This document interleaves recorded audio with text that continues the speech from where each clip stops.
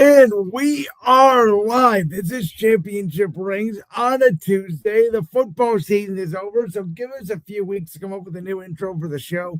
But as always, I'm Brandon Woods, the host of Brandon's World. That is Ungar to the Max, the host of the Sports Room Talk Show, Josh Ungar. You know, Josh, the Super Bowl was kind of, I think, what we both predicted. Anticlimactic. Not a lot of buzz. And it sort of felt like a fitting conclusion of the way this football season went, which was a dominant defensive performance. Yeah. Remember how last week I said the New England Patriots offensive line had done a good job keeping Drake May upright? Yeah, I have no idea where you came up with that analysis, but go on. The Seattle Seahawks said, hold our beer. Because Well, actually, the Los Angeles Chargers, Houston Texans, and the Denver Broncos did it before because Drake May was only hit the most out of any quarterback going into a Super Bowl ever in a postseason. But go on. Will Campbell, who was drafted number 3 or number 4 overall, he looked like a turnstile at a amusement park. I mean, he was just letting Seahawks linebackers and defensive linemen just get to Drake May anytime they wanted. And Sam Darnold really didn't have to do much. That defense absolutely dominated.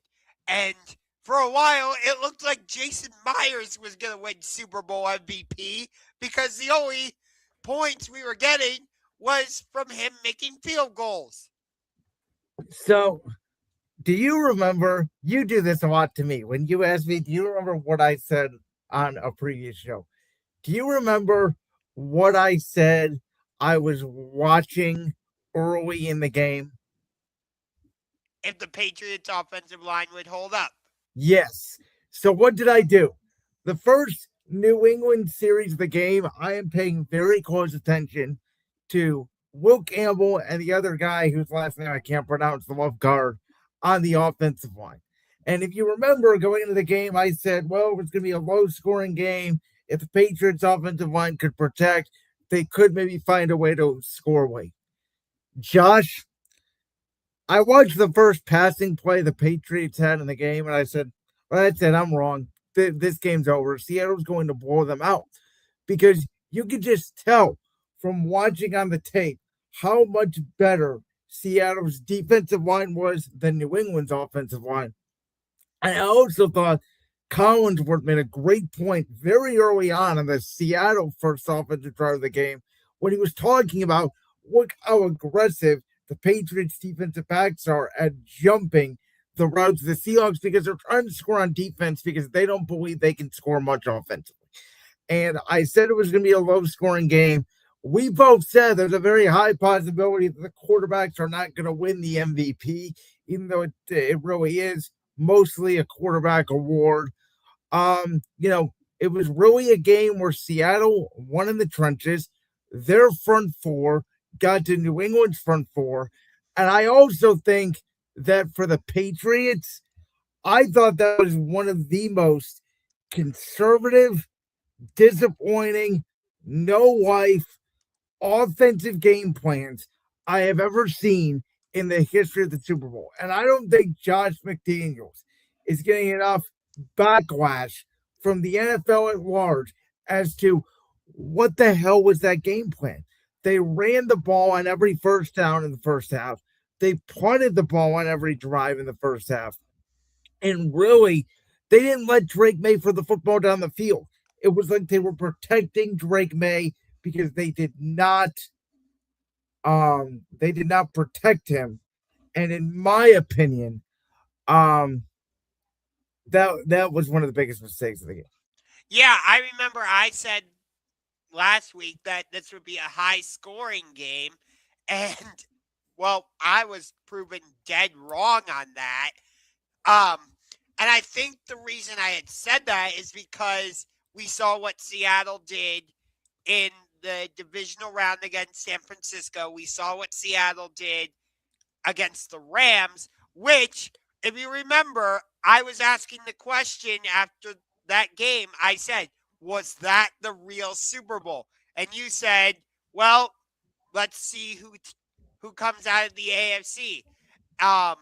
Which now that we know what ended up happening, I have to say Rams Seahawks Part 3 in the NFC Championship, that was the real Super Bowl. Yeah, and I know we talked about this a little bit over text. I know it's the first thing I sent you as soon as the game ended. I tried this year to defend New England because teams like the 1999 Rams had the third easiest schedule in history and won a Super Bowl.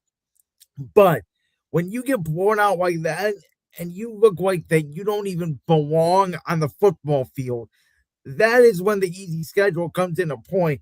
And to your point, listen, Sam Darnold was 19 of 38. He had 200 something yards. He did make some really good plays where there was a couple times where Milton Williams or Christian Barmore or one of the Patriots defenders had him in the backfield and he slipped out of a sack and either threw the ball away or got a completion for some yards. But I mean, Seattle was running the football on 3rd and 12 and consent to kicking field goals because they believe the Patriots cannot score on them. Can we give Christian Gonzalez some credit, though?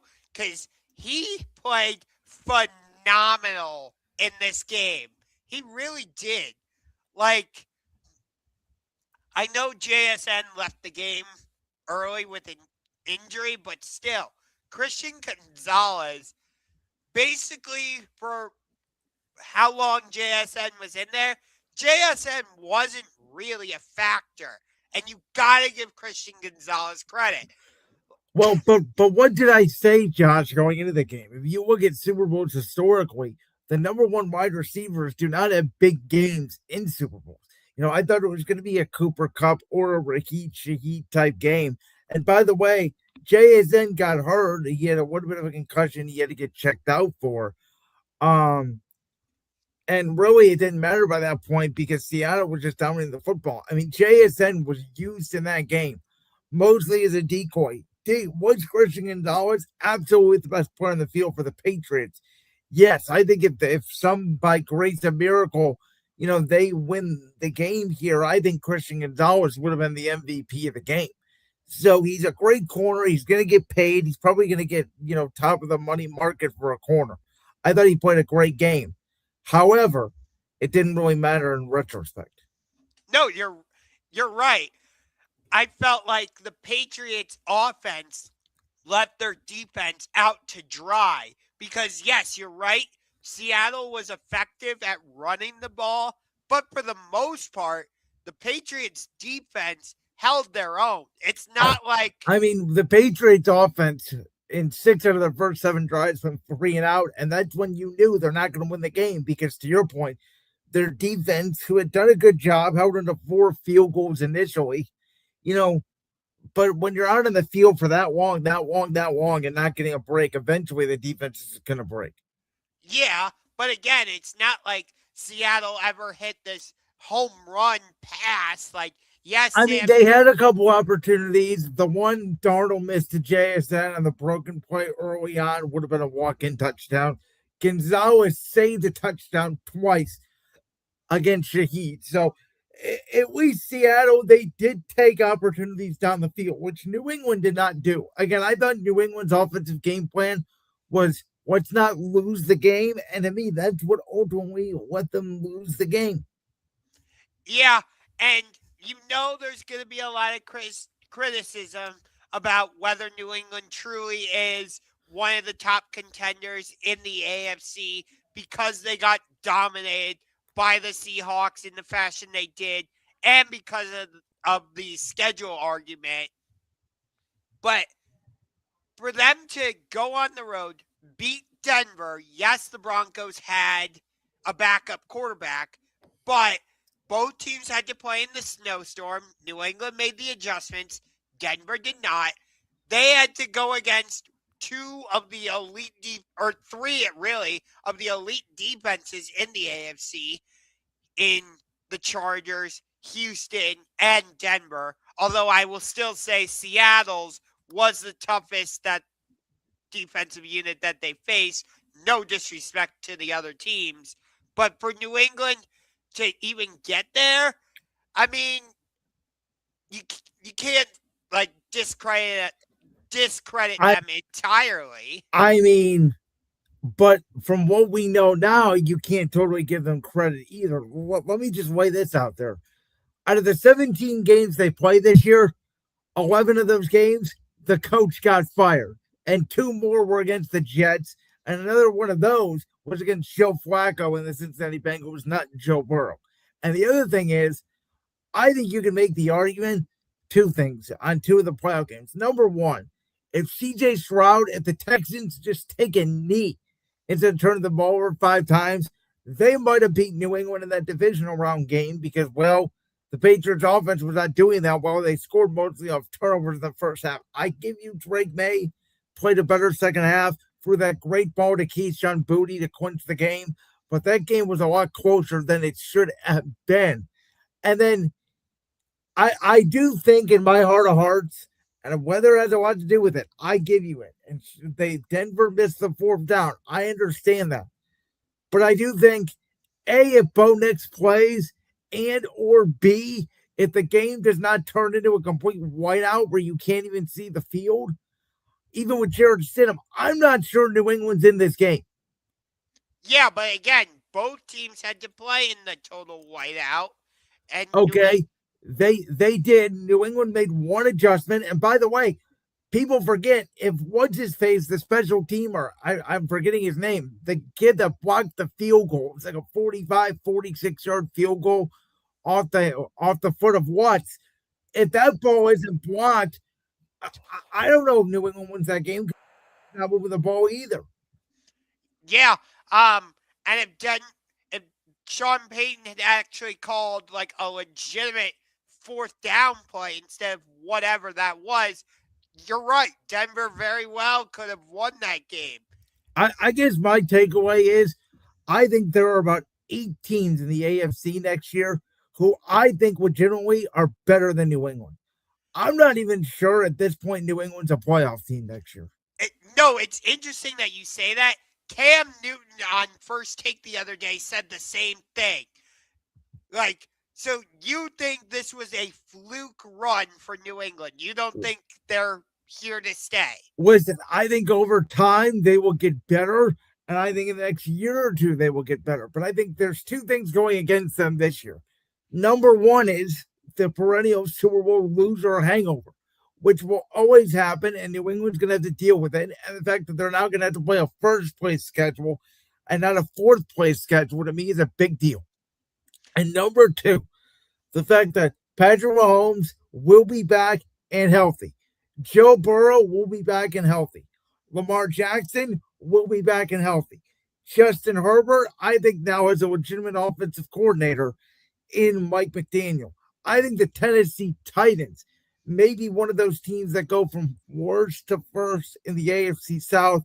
I think the Texans defense is legitimate and still here. I think the Jaguars, what they did this year, are legitimate.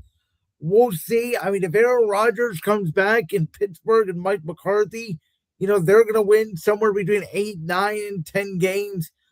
And Denver, listen, they're Bo Nix on a rookie contract. I think Sean Payton has a better feel for personnel, personally, at least on the offense side of the ball, than Mike Vrabel.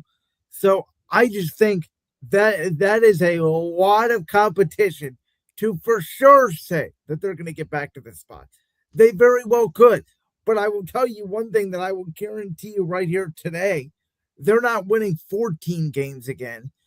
At the most, could they win 10 or 11? Maybe. I'll have to see if the schedule really does shake out. I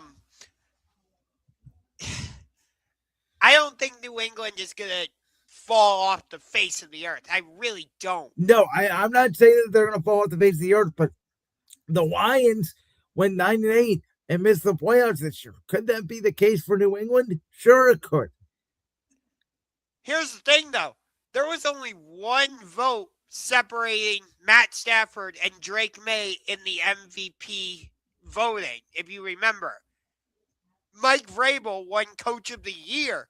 He took a team that had a losing record the past 2 seasons. I think they were 4-13 the both last season and the season prior, if I recall that correctly. Hey, And Josh, there was a two-time coach of the year in Cleveland who now is no longer employed. So what does that mean?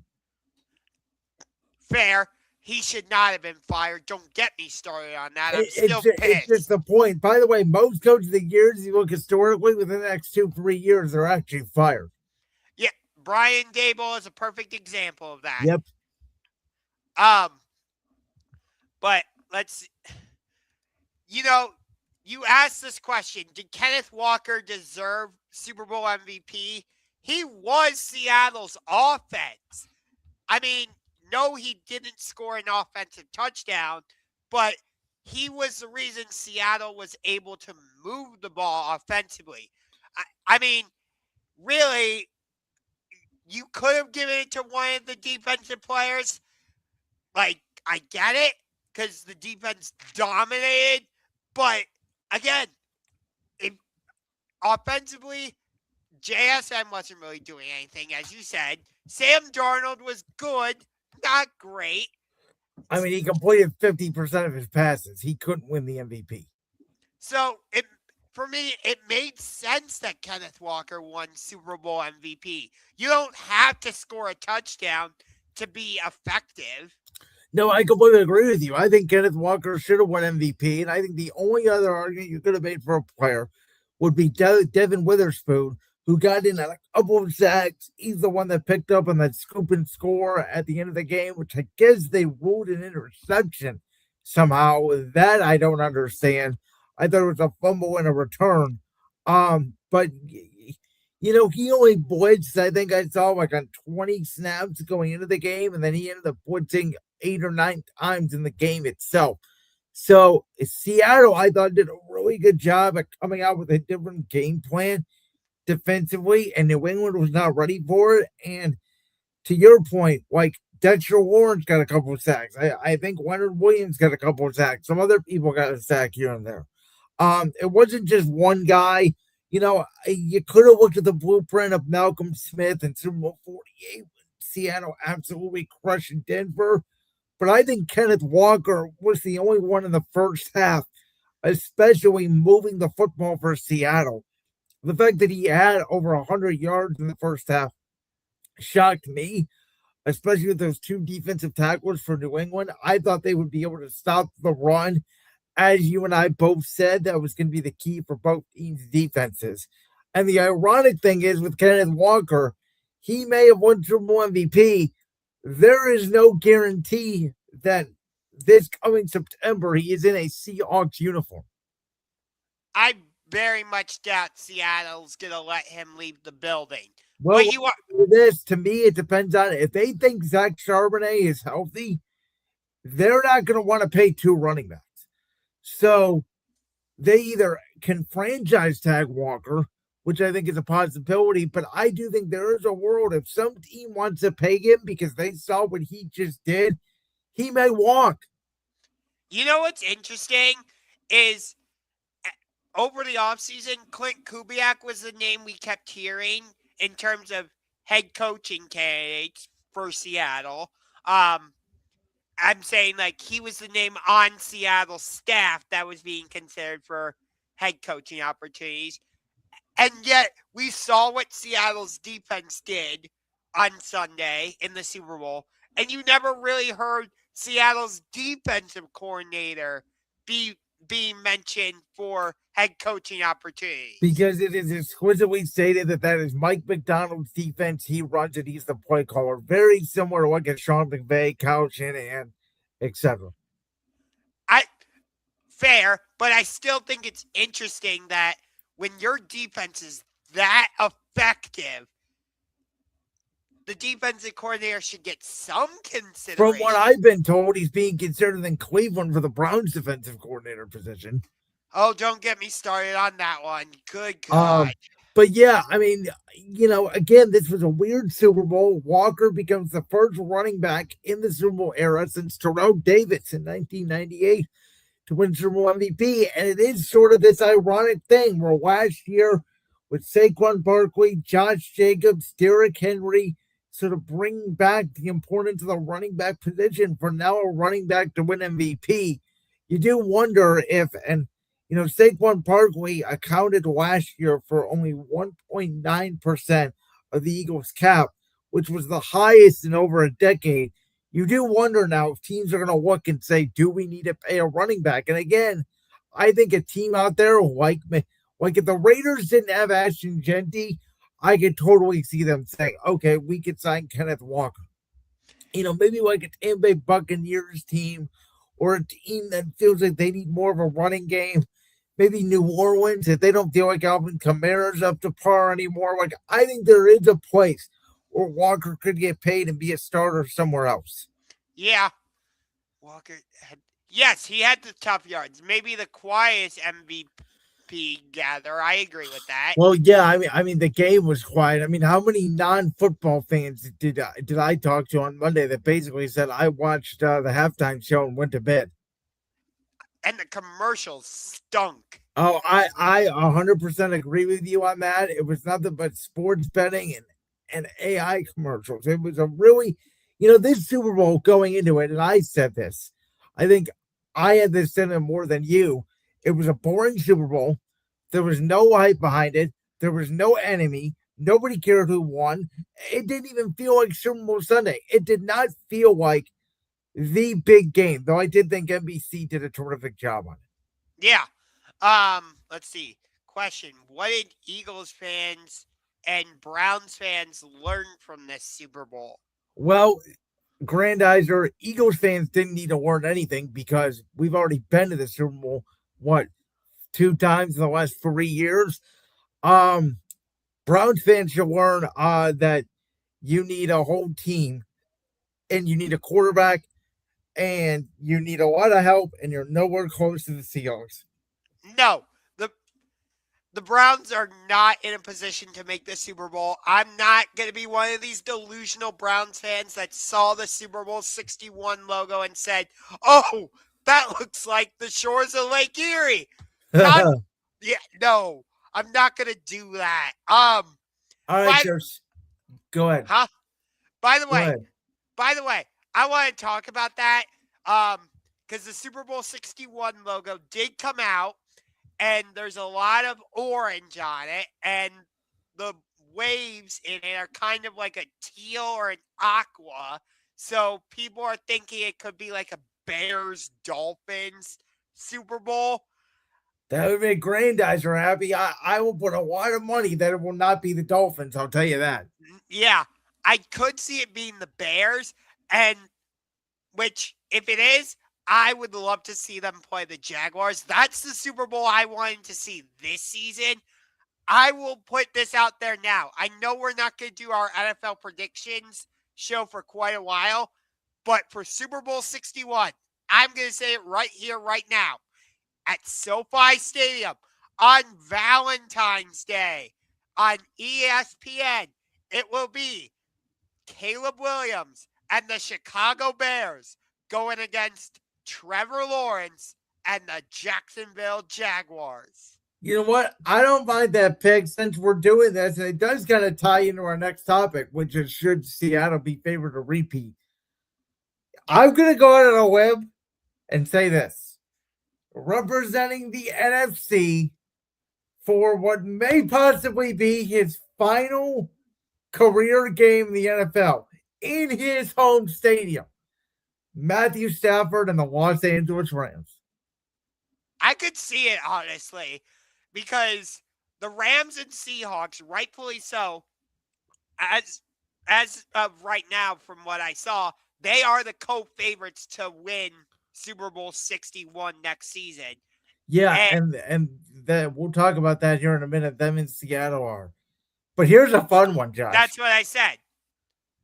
Not only will the Rams be playing in their home stadium for the Super Bowl, but so will the AFC opponent, because we're going to have an all LA Super Bowl in their home stadium because Justin Herbert and Jim Harbaugh, with Mike McDaniel as their offensive coordinator, are representing the AFC. In order to win the game, you have to win the game. So, I mean, should Seattle be favored to repeat? Listen, we kind of talked about this a little bit last week, where I think in the NFL, I just mentioned to you all of the teams in the AFC that I think could pose threats to the Patriots. In the NFC, you got my Philadelphia Eagles, who are still right out there as a Super Bowl ish contender. You have Jaden Daniels making his return, and we think he's going to be fully healthy with the Commanders. I think Jackson Dart and the Giants are going to be a very improved team. I'm not saying Super Bowl team, but I do think they're going to be very improved. They could be like from a Jaguars S team where it's like they're maybe a year away. We know what the NFC West brings, and I do think, and not a lot of people are covering this a lot, but I think Mike LaFleur, depending on who they get at quarterback in Arizona, I think Arizona could be a very sneaky, frisky team. The NFC North had all four teams over 500 last year. That could theoretically happen again. And then I talked about last week how I think the NFC South overall has gotten better with not only coaching additions, but player additions. So I think we're at a point in the NFL right now where we know the Jets are going to be bad. We know the Browns are going to be bad. But that's like two teams right now, in my opinion, that I feel like we know are going to be bad. It'll end up being 4 or 5. The Cowboys could theoretically fall apart. We don't know. I'm very optimistic about the Raiders' future with Fernando Mendoza and Kubiak. I'm optimistic, as I mentioned, about Robert Sala and Cam Ward in Tennessee. So I don't think there is. I mean, I do think Seattle's got a really good team. They got a really good roster. But my one worry about Seattle is going to be who are they going to get to replace Clint Kubiak? Because I think Sam Darnold's found his home. But take it from me, I've won a Super Bowl twice. I have been, since I've been alive and remembered, one other Super Bowl because I don't quite remember Super Bowl 39. But when you win a Super Bowl, there is this element of we can relax a little bit. We're the champs. Come get us. And I think that now people are going to pay attention to Seattle because let's face it, even throughout the playoff run, it sort of felt like Seattle was underestimated because nobody watched them the whole year because they were at the 405 corner TV game and not a lot of national TV games. Let's see. Wade Green, Browns versus Rams, Super Bowl 20. I like that. Yeah, not happening. The Browns are nowhere near being a Super Bowl contender, let alone a playoff contender. No, you perfectly illustrated it. I do think there's one or two teams in the NFC I can kind of confidently say they're going to be bad. As much as I love Baker Mayfield, I do think the Buccaneers will be one of those teams, even though they. My take is I think the Bucks could finish last in the NFC South next year. As much as I love Mike Evans and Chris Godwin, Emeka Ibuka, Baker, they still have Todd Bowles as their head coach. I don't need to say any more than that. I agree with you about Dallas, although their offense is going to be awesome again because they franchise tagged George Pickens, but their defense. Did they franchise tag Pickens? I didn't hear that. I think I saw that, yes. Okay. But, I mean, is their defense going to be any better? I don't think so. So, yeah.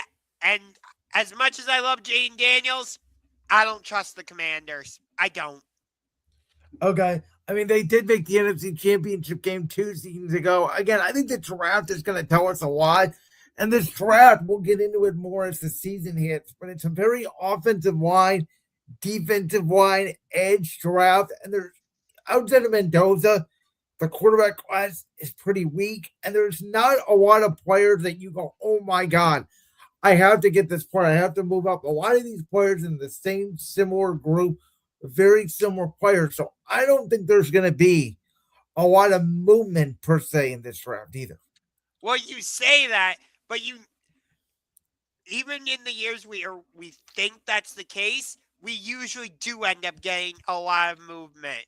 No, Whether it, you're right. You're right. so I do disagree with you about it, what you're saying, though I understand your point. But, you know, we're all going to say Seattle should be right back in the mix. But again, I think you have more established teams in the NFC. A lot of the teams in the AFC, like Jacksonville, Houston, the Chargers, Denver to a certain degree, as much as I like them, Baltimore, you have more questions about those teams for a number of reasons. Whereas you don't have the same level of questioning in the NFC. Maybe for a team like Chicago and Carolina, since they did what they did, relatively off schedule, or not off schedule, ahead of schedule, if you Ahead of will. schedule, yeah. Yes. So maybe Carolina and Chicago are the teams you're questioning, but you're not really questioning Seattle, the Rams, there are some questions with Philadelphia, rightfully so. There are certainly with the new scheme. I think it's either going to be a great fit or it's going to be a complete disaster. Like But I see this Eagles team being either conference championship or Super Bowl or bust, or the whole thing is blown up. do you get what I'm saying overall? Yes. So, like Green Bay, you don't have a ton of questions, though there are some. Detroit, you don't have a ton, but there are some.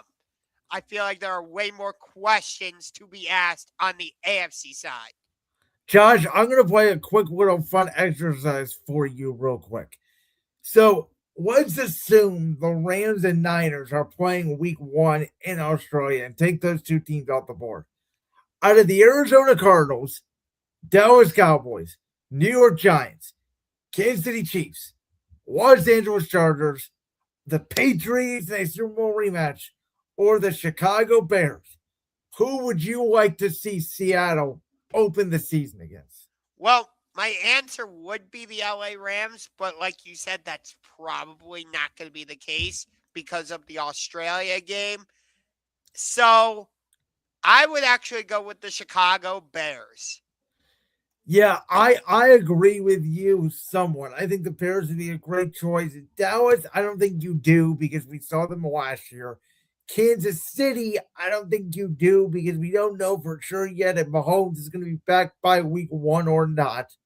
New England, I don't think you do because of what we just saw in the Super Bowl. So it really comes down to the Giants, which I think would be a real interesting choice. You get the New York market, you get John Harbaugh his first game. The Chargers, which again I think would be really cool, to get Harbaugh, McDaniel, Herbert on that stage opening night. But I think you really want to promote your youth. Great market in Chicago. The Bears were one of the best teams in the NFL last year. They had some of the best games in the entire NFL. It feels like to me almost a no-brainer to go with Chicago. Yeah. Well, you both didn't even address why Jason Myers should have won Super Bowl MVP. Come on. Well, there would have been an argument if his field goals would have been from like 50 yards, all 4 of them. A couple of them were chip shots. Yeah. So, but the other thing I wanted to get to was, where was it? Oh, Drew Brees. Yep. So the Hall of Fame class got announced during NFL honors. It was Luke Kuechly, which he got in second year on the ballot, which was surprising to me. I didn't think it would come this soon for him. Adam Vinatieri. Well, a lot of people say he's the best linebacker to ever play the game. So it was just a little surprising. I'm not saying he didn't deserve it, but I just didn't think no, I'm just saying in terms of that standard. Fair. But the two I really want to highlight were Drew Brees and Larry Fitzgerald. These two guys are two of my all-time favorite players. And I love watching the show Hall of Fame Knocks on NFL Network, and I love the way they do it now, where current Hall of Famers go to knock on the door of the and tell the new people, the guys, like, hey, Yes. you're getting inducted. And for Larry Fitzgerald, they didn't knock on his door. They had him go to like a cruise ship or a yacht, something like that. Oh, wow. And waiting to tell him the news was my all-time favorite wide receiver, Randy Moss. Oh, that's cool. But I saw the story about Kuechly because of Greg Olson, which is very emotional with that situation. yeah. Again, I'm not trying to throw shade towards Luke Kuechly. He definitely deserves it. I just wasn't expecting it to be second year on the ballot. But, in terms of Larry Fitzgerald, when he was one of the best combo wide receivers I have ever seen. And when I say combo wide receiver, what I mean is he wasn't just a speed guy. He wasn't just a power receiver.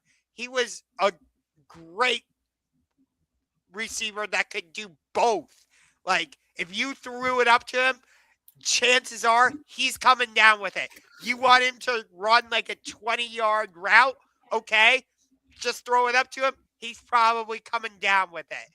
And for him to do that over the course of 17 years, I think that's how long his career was, if I'm not mistaken, 17. And I believe he spent his entire career with the Arizona Cardinals. He did. Just amazing. It's unfortunate that he did not win Super Bowl 43. I wish he had made that tackle on James Harrison a little sooner on the interception. But even still, people identify Larry Fitzgerald for that play, even though James Harrison ended up scoring it. I think he scored a touchdown on that interception, if I'm not mistaken. He did. And it was the last play of the half. And the thing about Larry, too, is he was one of those professional guys. He was a locker room leader. He did his job. He never complained when he was on bad teams. And he was one of those reliable, dependent, efficient wide receivers, which I think is a, I guess more sophisticated way of what you were trying to say as a combo receiver. He could block. You could line him in the slot. You could line him outside. He could take a drag route for a touchdown. He could go deep. Very similar to I guess maybe the best NFL comparison today would be Amon-Ra St. Brown, but at a higher level. Yeah. And then with Drew Brees, for years I tried to make the argument he was the GOAT instead of Tom Brady. I know I've said this before on the show, but Tom Brady did not convince me he was the GOAT until he left New England, and in his first year, he led Tampa Bay to the Super Bowl. That's just me. But for Drew to do what he did throughout his career, he suffers that injury for the Chargers, and it's like, okay, his time with the Chargers is done, and we didn't even know if he was going to be able to stay in the NFL because of how bad that injury was. He comes to New Orleans, teams up with Sean Payton, and they just formed this magical partnership. I know they only ended up winning one Super Bowl, but even still, throughout his career, Drew Brees didn't have anybody notable really at wide receiver or running back. Yes, he had Reggie Bush, but Tom Brady, for example, had Rob Gronkowski, Wes Welker, Randy Moss. Drew Brees, during his Super Bowl winning season, he had Marcus Colston and Jeremy Shockey. So two pretty good players, by the way. Let's not knock those players. Are they Hall of Fame? By the way, I thought Jeremy Shockey was a Hall of Famer. I could be wrong on that. As far as I know, he is not. But I'm not trying to disrespect Marcus Colson or Jeremy Shockey or Reggie Bush. But what I am trying to say is Drew Brees did with a lot, or he did all these amazing feats, breaking records, winning Super Bowls, making playoff runs with a lot less. Like, well, I wouldn't say a lot less. I mean, though the two Saints teams that he had the best shot, that 2009 Saints team was very talented. Not a lot of good players, and so was that 2018 team. I mean, they had Kamara, they had Brandon Cooks at the time, was a very good young receiver. That they had another receiver too. I don't know why I can't think of his name right now. It was a really good number one receiver for them. Um, but you get what I'm trying to say overall. With I'm no, not. because you're acting like he didn't have any talent. Breeze had talent. It's not He, like he didn't have talent. no, I know, but like when you think of Tom Brady, he had Hall of Fame caliber players around him. Drew Brees didn't have that.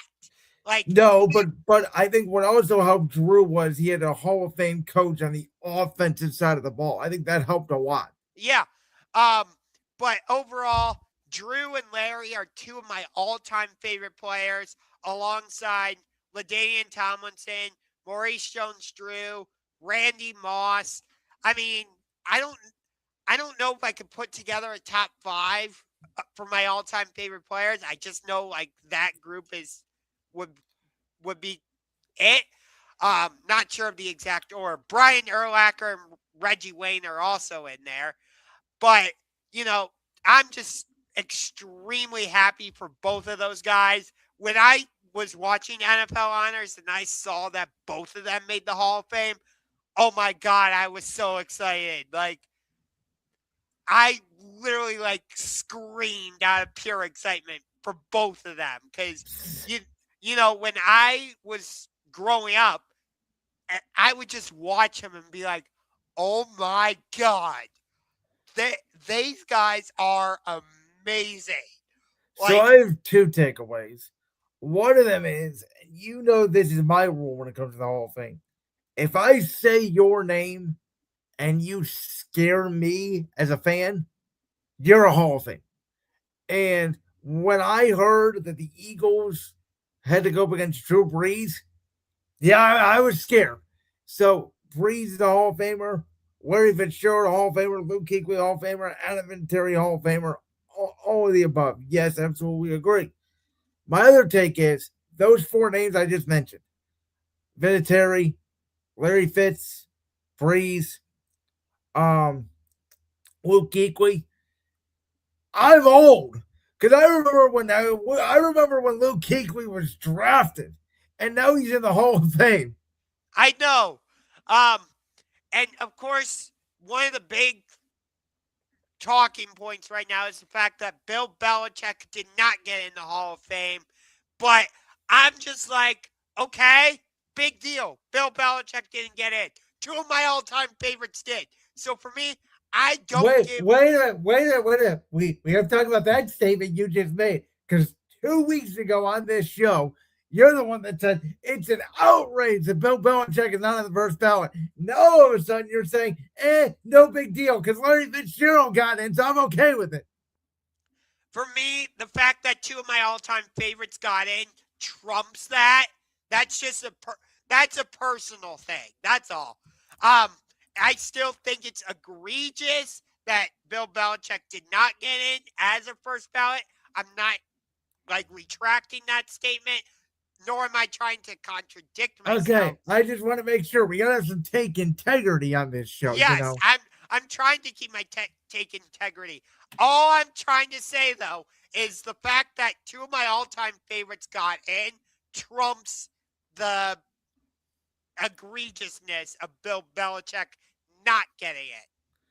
All right. Well, the Super Bowl was sort of exciting, especially if you're a Seahawks fan. Josh, how excited are you for what should be a great weekend in Los Angeles? It should celebrate the great start of the National Basketball Association. But yet we all know it's going to be, in my lackluster event. Yeah. Matt McClung isn't even participating in the dunk contest. I don't even remember who all is in the dunk contest. Okay, good. I thought you would say that. So I came prepared today, Josh. I have down the list of participants that are going to be in the dunk contest. Do you want to know who these people are? I'm sure I don't even know them, but go ahead. Okay, number one from the San Antonio Spurs, Carter Bryant. He's averaging 8 minutes a game and he's averaging 3 points a game this season. Okay. Number two from the Lakers, we know him, Jackson Hayes, big man. He's averaging 17 minutes a game, 8 points a game. Okay. I never even heard of this player. I had to look him up. Do you know who Keyshawn Johnson is from the Miami Heat? No. By the way, he's been up and down with the team this year. He just got called up from the G League, and he's participating in NBA All-Star Weekend, averaging 8 minutes and 3 points a game. And finally, from the Orlando Magic, no, it is not Pablo Banchero. It's Jace Richardson, who is averaging 12 minutes and 5 points a game. Those folks, by the NBA definition, are allowed to participate in the dunk contest. Yay! Womp womp. That's what I say to that. Damian Lillard's in the 3-point contest, and so is Donovan Mitchell. Damian Lillard, has he even played this year? He's out. He's still out with his Achilles injury, correct? As far as I know. So he's going to go out there and do some 3-point jump shooting because the NBA sure loves their 3-point jump shooting. So the list here for the 3-point contest is not at all terrible. Devin Booker from the Suns, Con Knipple from the Hornets, Dame, as you mentioned, from the Blazers, Tyrese Maxey from the Sixers, as you mentioned, Donovan Mitchell from the Cavs, Jamal Murray from the Nuggets, Bobby Portis from the Milwaukee Bucks, and Norman Powell from the Miami Heat. Okay, that's actually a decent group. I kind of like that. But why aren't we doing like a Steph versus Sabrina type of bet? When they did that a couple years ago, I loved it. I remember you and I were talking about it on the show, and I said that was the event I was most excited for at NBA All-Star Weekend. And we've got, Caitlin Clark in the WNBA now. Why not do something with her and one of the great 3-point shooters? I understand Steph is out. Brandon Ingram from the Toronto Raptors has replaced him. But still, why not have Caitlin Clark go against a different 3-point shooter from the NBA? Something like that. What I really wish we could do is do some type of combined WNBA and NBA All-Star Weekend event. Like in the regular 3-point contest, let's have WNBA players in there. Obviously, or I shouldn't say obviously, but you're most likely not going to put WNBA players in the dunk contest. I understand that. I mean, at this point, you can put anybody in the dunk contest. True. But do you get what I'm saying overall? So, yes, here is my argument about All-Star Weekend. That, in my opinion, and I've been saying this for years, the NBA needs to actually have all-stars compete in this Saturday night showcase. You should not have random players because you need to form like a Team New York or whatever for the skills competition, or get just 3-point shooters for the 3-point contest, or get random guys for the dunk contest. What happened back in the day? Us rewarding all-stars for having a good season. Now it's like, we can't find anybody to do these contests. Do you want to participate and earn a participation trophy? It really has become a participation trophy. Like, the reason I loved Major League Baseball All-Star Weekend for so long was because the All-Star game actually had significance. The winner earned home field advantage in the World Series. And I'm like, I love this. Like, you actually make the players care. Because it's like, oh, that means if my team makes it to the World Series, we could have home field advantage in a possible Game 7. It's like, I loved that. Why don't we continue to do that? Like, Well, I the NBA had an opportunity too this year to experiment USA versus the world, an actual 48-minute basketball game. And instead, they said, no, let's break up the USA team into two teams based off age, and then we'll do a 4 12-minute quarters in a round robin format that no one is going to understand. And we're going to have a great all star game where they're not going to play any defense. it it's really gonna be pathetic. Um, Honestly, I'd rather watch the AHL All Star stuff than the NBA All Star games. Yeah, I heard that's fun every year, and I heard it's coming to Cleveland next year. My one buddy who's a hockey fan wants to go, so I may end up checking that out. Yeah, Um, it's gonna be over my 30th birthday weekend, so that's awesome for me. and I told you this last week. I'm gonna tape this event. I'm not gonna watch it live. I'm gonna see it, maybe skipping commercials and going for all the hoo ha makes it a better experience. Because I mean, I'll be honest, this All Star Weekend event has also turned into a commercial fest. I do want to see how NBC, who again I think NBC makes the NBA feel big. It makes football feel big. I think it's going to make baseball feel big when they get the Sunday night package this year. I think they'll Um, make the WNBA feel big because I think I saw the WNBA is coming to NBC as well. So I'm excited to see how they change their coverage, but I don't know. I mean, LeBron's only got a year or two left. Steph may only have a couple years left. Durant may only have a couple years left. And then we're in this territory of we're going to be completely in an era with players who didn't give a rip about the All Star game. Yeah, like I said, I loved when the Major League Baseball All-Star game was the winner gets home field advantage in the World Series. I understand why they did away with that and they wanted to make it be about the record, but still I I still want to watch Major League Baseball All-Star stuff cuz you can't really not try in baseball. And Correct.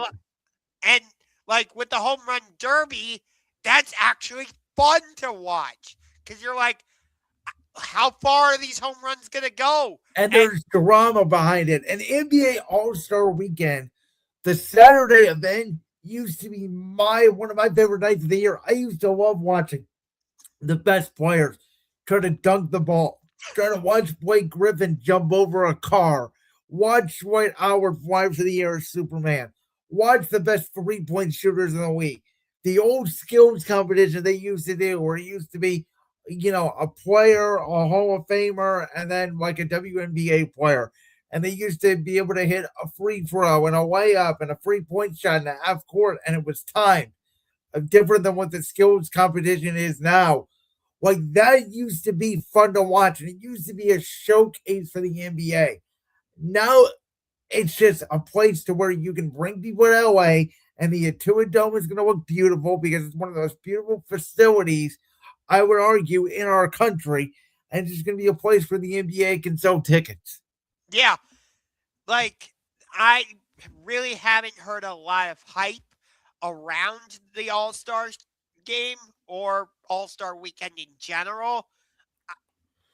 Like The I other thing is, it hurt it now that it is literally the week after the Super Bowl, and who knows? Maybe the NBA and the NFL does push it back to President's Day weekend. Maybe the NBA is going to be forced to either move the All Star game up or back, and it could help. I don't know. By the way, next year the Super Bowl 61 is going to be on Valentine's Day. Yeah, it is. I think everybody's going to say, let's go out to dinner on Saturday night. Yeah, that'll be interesting. But no, like the NHL All Star Game is gonna be fun. Although I don't think it's well, I don't think it's happening this season because of the Olympics, but like the Four Nations that they did last year, people loved it. Like, Yes, they did. and why can't the NBA do something like that? Just do a straight up USA versus world game. Don't do, oh, we need a round robin format. No, you don't. Like, you know, think about it. We think about how much people cared for the gold medal game. Steph Curry hitting that huge 3-pointer against France. Like, people, I think, still talk about that. You get what I mean? Absolutely. So the whole thing is frustrating. And honestly, like, AEW Grand Slam Australia is happening Saturday night. Granted, Oh, is it happening again? I forgot. Last year was on TNT. It was pushed back because of the it, All-Star game. yeah, it's happening on TNT again. Um, it's gonna be later because it's in Australia and it's following unrivaled basketball. But still, like, I'm more interested in that than I am in NBA All-Star Weekend. And the Daytona 500 is on Sunday. I'm trying to get more into NASCAR, even though NASCAR right now is kind of broken in its own right. I'm more interested in the Daytona 500 than I am in the All-Star Weekend. Well, maybe the NBA could find a new All-Star in one of its new expansion teams because we talked about this a little bit when they signed their media rights deal last year with NBC and Amazon Prime and ESPN. That expansion was on the table, and it sounds like it's coming to fruition. And outside of the NHL, which again I'm not a fan of, this will be the first big expansion for me in sports of my lifetime. And Seattle, it sounds like, is at the forefront of it, rightfully so. The Supersonics never should have left Seattle in the first place. Vegas is also at the forefront.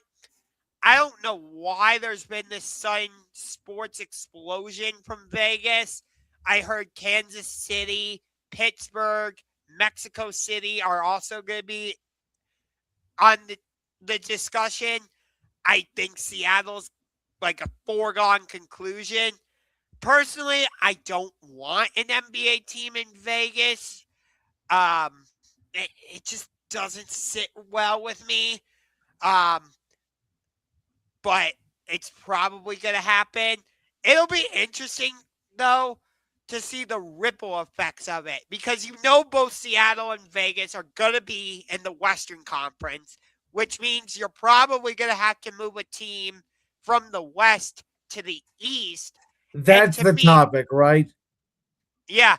And to me, the most logical teams, there's two really, that I would think make the most sense: the Minnesota Timberwolves or the Memphis Grizzlies. I agree on both fronts. And by the way, if they choose the Grizzlies, it's a crime. Get Anthony Edwards to the East. By the way, if Anthony Edwards and the team was moved to the East right now, I think Anthony Edwards would be the best player in the East. Like, the East, yes. the East at this point needs the Timberwolves, and we don't need the Grizzlies because John Morant's unreliable. The East needs, and we need a good star because Giannis is hurt or the Bucks are not good. Like, all the good teams, we talked about this last week. Outside of the Cavs, Donovan Mitchell and James Harden. How about that last night? That was awesome. But like the 5 best teams in the NBA, maybe all out west. I agree. And after this James Harden trade, people are starting to say, are the Cleveland Cavaliers the best team in the Eastern Conference? Yeah, like, I mean, again, Cavs, Celtics. I think the Knicks are still overall probably the best team. If it came down to a playoff series, it'd be my guess. I don't trust the Pistons like me and you talked about. But the point is, and I did my list, by the way, of top 10 NBA players. It's going to come out Tuesday. And if you want to react to it on next Tuesday's show, we can do that. Spoiler alert, not a lot of players in the Eastern Conference. By the way, I don't know if you saw the news. Jason Tatum is could be on his way back sooner rather than later. Oh, that's interesting. I did not see that. Yeah, he had a rehab with the Maine Celtics, the Boston's G League affiliate, and then he's going to start doing more rehab with Boston. So, you know, the, the Celtics, I think you're right. They're going to go with Peyton Pritchard as their point guard, Derek White at the shooting guard. It doesn't seem like they're going to have Vucevic in their starting lineup, which is kind of interesting because they've been bringing him off the bench. Yeah. But to me, Boston is the best team in the Eastern Conference right now. And like, I don't trust the Knicks. I don't trust the Pistons. I need to see more from the Cavs. Evan Mobley is not going to be coming back tomorrow night like we thought he would. Max Strus is still out. I don't know why he's still with us. Well, that's the thing too about the NBA. They want to preach player safety and the 3-point shot. There's not as many collisions at the basket, and yet all these stars are getting hurt. That Pistons Hornets brawl last night was the best thing that happened in the NBA in the last 2 years. Yeah, I agree. I want to see more of that. I want to see Malice of the Palace 2.0. I want to see NBA players care. Oh, they shouldn't be fighting. Football players fight. Baseball players fight more than basketball players, and baseball is considered a non-contact sport by most people. Yes. On that note, I know it was only a 2-year thing, but I loved the Texas Rangers Toronto Blue Jays rivalry in 2015 and 2016. Well, what about Dodgers Padres? I mean, they're throwing the ball at Ohtani. They're ready to square up. Yeah. And the NBA, no. We can't have anybody fighting. We can't have rivalries anymore. Everybody's got to be buddy. I'm sorry, man. The NBA to me has made so many freaking mistakes that turned people off of the product the last 5 years. Oh, I 100% agree. This is the most refreshing thing I've seen on an NBA court since Victor Wembanyama stepped on it for the first time. And the NBA's over there going, we need to suspend people. We need to fine people. This is so wrong for our game. That was great. It really was. And I've tried to stay off social media because I have not yet watched Duke, North Carolina. But from everything I heard, it was an amazing finish. I definitely. It was an amazing finish. You're going to want to go back and see it. I think next week on the show, we're going to do our top 10 rivalries in sports. Yeah. Or at least top 5. We'll do 5. But no, you're talking about the fighting and stuff. Go watch an NHL game. The refs try to discourage it, but guess what? Players drop the gloves. Yes. Can we stop having referees interfere in action and let the players play? That's get organic. And by the way, credit to JB Bickerstaff, words I never thought I'd say in my life, because JB was encouraging the fight. Yeah. Let's see. Fighting in the NBA. No, you don't go to the penalty box. You get rewarded with $1 million paycheck bonus. Yeah. Listen, this isn't UFC. I get it. But by the way, shout out to Isaiah Stewart, the Pistons center. Just incredible. Yeah. Your audio cut out, so I didn't hear quite what you said. I just said shout out to Stewart from the Pistons. Okay. But, no, I like that we got that because, people might not have liked it, but the bad boy Pistons, like, they didn't care that Michael Jordan was the face of the league. They came in and were like, okay, you got to deal with us. And what did I argue about this year's Super Bowl? Oh, there's no villain. It's boring. We need villains in sports. The Pistons Hornets could create a whole new rivalry out of nowhere just based off of this. I agree. Like, why were you and I so invested in last year's World Series between the Blue Jays and Dodgers? because the Dodgers have become the villains in Major League Baseball. Well, not only that, but there were stars and there were great games and there was even some heated moments. Like it had everything you wanted in a sports series. And again, that's why I didn't really love the Thunder Pacers final series because, yeah, it was great basketball, especially game 7. We haven't seen a game 7 in 9 years, but you didn't have an emotional attachment.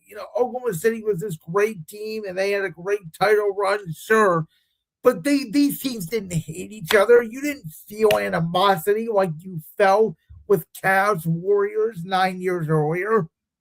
I agree. Like going to that ALCS last year, like Blue Jays Mariners. That was a great series. Yes. Like name me, well, maybe Nuggets T-Wolves. The series a couple years ago that went to 7. But I'm hard pressed to find in the last 5 years a great NBA series where it had actual meaning to it. I could point to like Celtics Heat where maybe that one where it went 7 because Jimmy Butler. Yeah. No, you're right on that. I'll give you that one. And you had, I think it was game 6 where you had that crazy tip in. Yeah. Right at the buzzer. But I can't think of a time, like even game 7, I wasn't like, oh my God, I have to sit down and watch it. I can't think of a time in the NBA playoffs where I'm like, I have to watch this game. I agree. Now it's a little bit different for me because I'm just an NBA fan in general. But like tonight, the games on NBA TV, I think one is like Clippers against somebody. I can't remember. And the other one is Lakers Spurs, I think. And I'm like, okay, neither game really is standing out to me. And I'm like, oh my God, I have to watch that. Whereas today we had Canada versus the USA in women's hockey. And I was like, I am so DVRing this game and I'm going to watch it later because Canada USA is one of the great rivalries in hockey. They're the two like top countries. It's going to come down to those two come Olympic time. Absolutely. And with that, I think we're going to go ahead and wrap it up for tonight. Again, appreciate all you guys for joining us tonight on Championship Rings. We are now in off-season mode, so we're going to talk all things sports, NBA. Sure, we'll go over the All-Star weekend next week, as well as I already mentioned our top 10 rivalries in sports and more. If you have a ton for us to cover, make sure to let us know. You can follow us on all the social medias. Josh, anything else you want to add for tonight? We've got AEW Grand Slam Australia coming up this weekend. MJF defends the AEW World Championship against Brody King. We've got Hangman Adam Page going against Andrade El Idolo, where the winner will face the AEW World Champion, most likely MJF, at AEW Revolution. And those are the two big ones. So go watch that. Daytona 500 is coming up. I am for sure going to give that a watch. And if you want, tune into NBA All-Star Weekend. But if you don't, you're not really missing anything.